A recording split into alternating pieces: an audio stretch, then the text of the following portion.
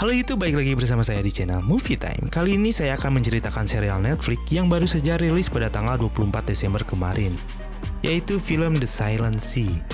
Terdiri dari 8 episode pada season pertama, serial drama Korea ini menjadi yang pertama yang mengambil latar belakang di bulan.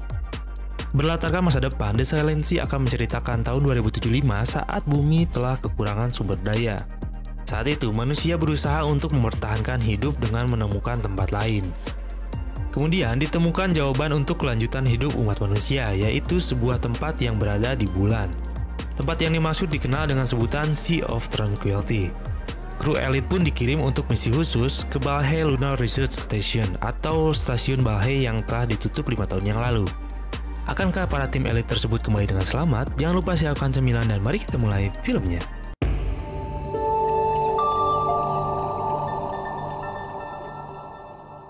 Diawali dengan memperlihatkan keadaan bumi yang mengalami krisis air di mana-mana. Permukaan laut menurun dan para ahli memperkirakan air yang ada di dunia akan berkurang 40% dalam 10 tahun ke depan. Hingga angka kematian bayi mencapai puncak tertinggi. Penyebab utama selain krisis air yaitu infeksi dan penyakit yang juga disebabkan oleh konsumsi air yang terkontaminasi. Tanaman hidroponik menjadi solusi di berbagai negara di tengah kekurangan makanan global akibat krisis air. Hingga setiap manusia dibatasi dalam konsumsi air perharinya. 5 tahun yang lalu terdapat tragedi yang mengakibatkan 117 awak yang berada di stasiun Balhae semuanya meninggal. Itu diperkirakan mengalami kebocoran radiasi pada stasiun tersebut. Sampai pada akhirnya SAA atau badan yang bertanggung jawab atas proyek Balhae akan menutup selamanya stasiun tersebut. Sebelum itu, SAA akan mengirim tim khusus untuk mengambil sampel yang ada di stasiun tersebut. Dan diberikan waktu hanya 1 hari setelah mendarat di bulan. Mereka merekrut beberapa orang ahli seperti ahli astrobiologi, yaitu Dr. Song, yang kebetulan kakaknya merupakan salah satu awak yang ada di stasiun Balhae pada tragedi 5 tahun yang lalu. Dan mereka merekrut pasukan elit militer, pilot, dan beberapa ahli di bidangnya. Yang nantinya misi mereka dipimpin oleh seorang kapten yang bernama Kapten Han. Setelah melakukan briefing dengan para kru, mereka pun berangkat menuju stasiun Balhae.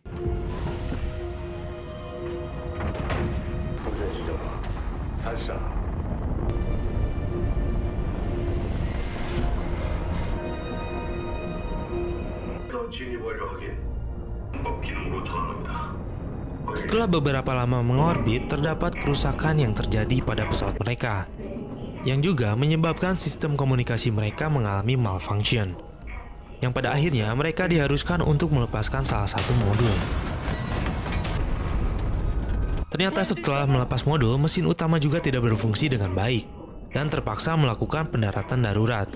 Alarm berbunyi, semua orang terlihat sangat panik, hingga terdapat salah satu kru pesawat yang mengalami patah rusuk.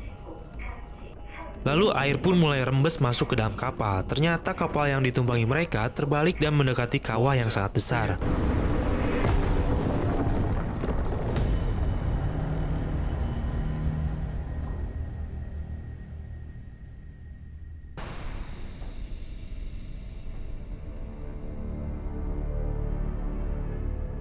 Pada akhirnya semua kru dari pesawat itu selamat dan menginjakan kaki di bulan untuk pertama kali. Tetapi bukan hanya di situ saja, mereka harus segera mendekat ke stasiun dikarenakan oksigen mereka yang mulai menipis. Dengan kadar oksigen yang hanya tinggal 1%, mereka berhasil menutup airlock tepat pada waktunya.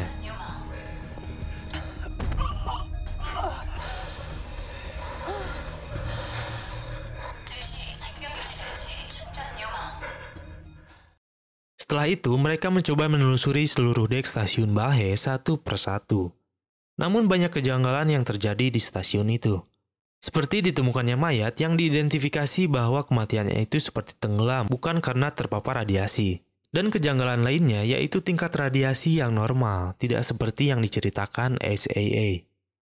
Sementara itu, Dr. Song bersikeras meminta agar mayat tersebut untuk segera diotopsi, agar mereka mengetahui penyebab kematian massal pada 5 tahun yang lalu. Namun Kapten Han tetap pada protokol untuk mencari ruang kendali terlebih dahulu. Singkat cerita, semua kru sudah menemukan ruang kendali dan menyalakan power seluruh stasiun Balhae.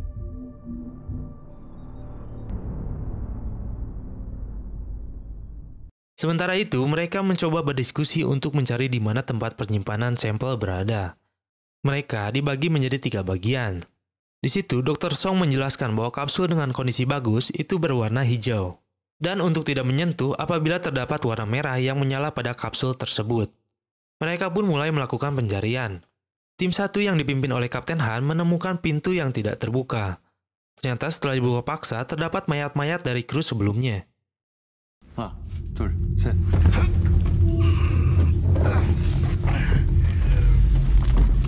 하나, 둘, 셋.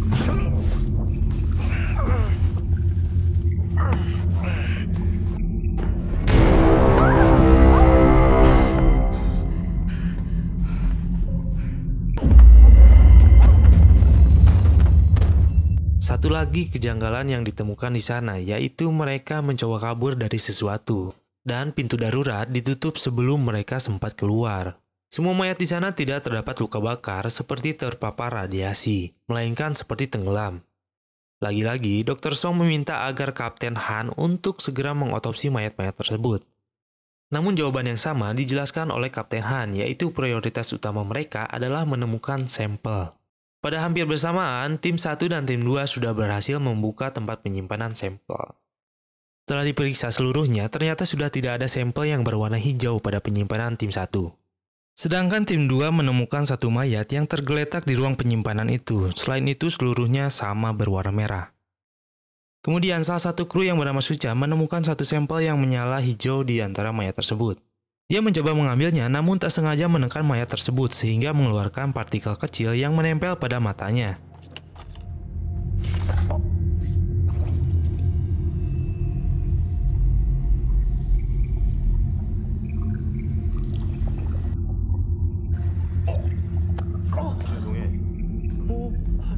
Ternyata tabung tersebut kosong dan mereka segera kembali ke ruang kendali. Sementara itu, tim 3 sudah berada di depan ruang penyimpanan. Mereka menemukan bahwa ada makhluk lain terlacak di dekat mereka, dan Kapten Gong segera memeriksanya seorang diri. Salah seorang kru yang bernama Jisoo menyarankan agar Dr. Song untuk pergi ke ruang medis agar segera mengotopsi mayat yang ditemukan sebelumnya. Lalu dia pun pergi bergegas menuju ruang medis. Jisoo yang berada di depan ruang penyimpanan segera memeriksa seorang diri di ruangan tersebut. Setelah memeriksa ruangan tersebut, dia tak sengaja menjatuhkan senter yang dimilikinya. Namun ternyata seperti ada sesuatu yang menggunakan senter itu.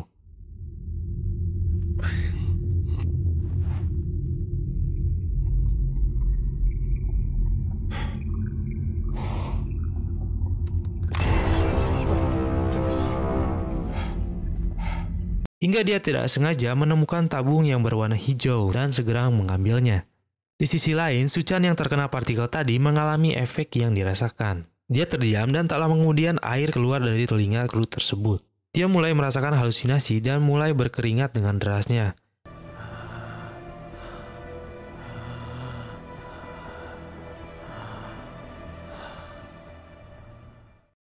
Tak lama kemudian, Dr. Song yang hendak memeriksa satu ruangan dikejutkan dengan komunikasi dari Kapten Gong yang menanyakan radio dari Jisoo yang tidak menyala. 정 박사님, 지금 이기수 부조종사가 교신에 응답하지 않는데 같이 있습니까? Segera, Dr. Song kembali menuju ruang penyimpanan ketiga.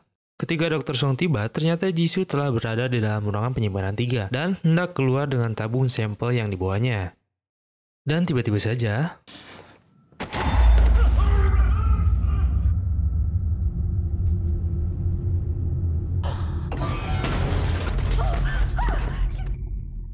ternyata benar saja, ada sesuatu yang menarik Jisoo mencekik dan melemparnya. Ada makhluk lain di dalam stasiun Balhae yang mengincar sampel air tersebut.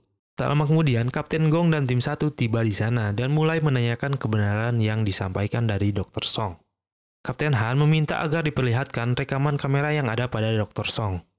Setelah melihat kejadian yang ada pada rekaman itu, mereka mulai percaya bahwa adanya makhluk lain atau penyusup yang ada di stasiun tersebut. Di sisi lain, Suchan yang sedang mulai mengalami efek dari virus itu mulai merasakan puncaknya.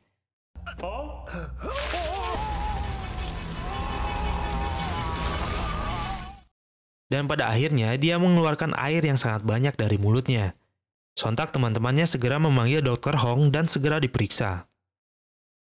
Cairan yang terus-menerus dikeluarkan oleh Suchan tak dapat dibendung lagi, hingga pada akhirnya dia meninggal secara misterius. Mereka yang mulai menyadari akhirnya setuju dengan otopsi jasad Suchan untuk mengetahui penyebab kematiannya. Di sisi lain, Dr. Song yang sedang memeriksa medical record tak sengaja menemukan data kakaknya yang terkunci 5 tahun yang lalu. Dan dia juga menyarankan agar memeriksa sampel dari jasad lainnya. Shin berpindah pada Kapten Han yang sedang menyelidiki makhluk itu. Mereka mulai memasuki saluran udara tempat makhluk tersebut kabur.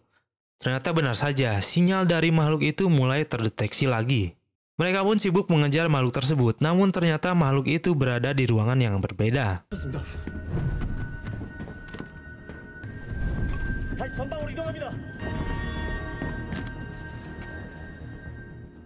Setelah selesai otopsi dan mengumpulkan sampel, para dokter memeriksa sampel darah di lab. Dan ternyata mereka tidak menemukan apa-apa karena semua yang mati itu dalam keadaan sehat. Hanya saja seluruh tubuhnya dipenuhi dengan air. Itu membuat semuanya menjadi kebingungan.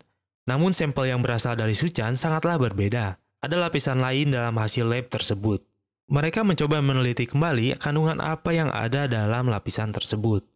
Di sisi lain, Kapten Han dan yang lainnya sedang mencoba memperbaiki sistem komunikasi yang rusak. Namun lift yang seharusnya bisa mengantarkan mereka ternyata mengalami kerusakan juga. Terpaksa harus ada yang turun dengan cara manual di luar stasiun Balhae. Kapten Han mengajukan diri untuk turun memperbaiki kerusakan itu dan segera melakukan persiapan.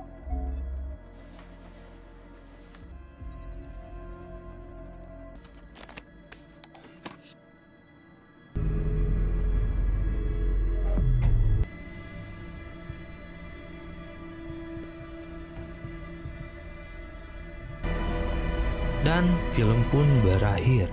Itulah cerita singkat dari film The Silent Sea episode pertama, kedua, dan ketiga. Menurut saya sih ini film sudah memberikan rasa penasaran yang tinggi bagi kita yang menontonnya. Apalagi makhluk apa sebenarnya yang berada selama ini di stasiun Balhae. Apakah kita akan mengetahui apa penyebab kematian misterius di stasiun Balhae? Dan apakah ada seorang yang selamat dari peristiwa 5 tahun yang lalu? Oke, ikuti terus update dari Movie Time. Kita akan selalu update film-film terbaik dan recommended untuk kalian semua. Kalau kalian suka silahkan like, subscribe, dan komen tentunya. See you in the next video. Bye!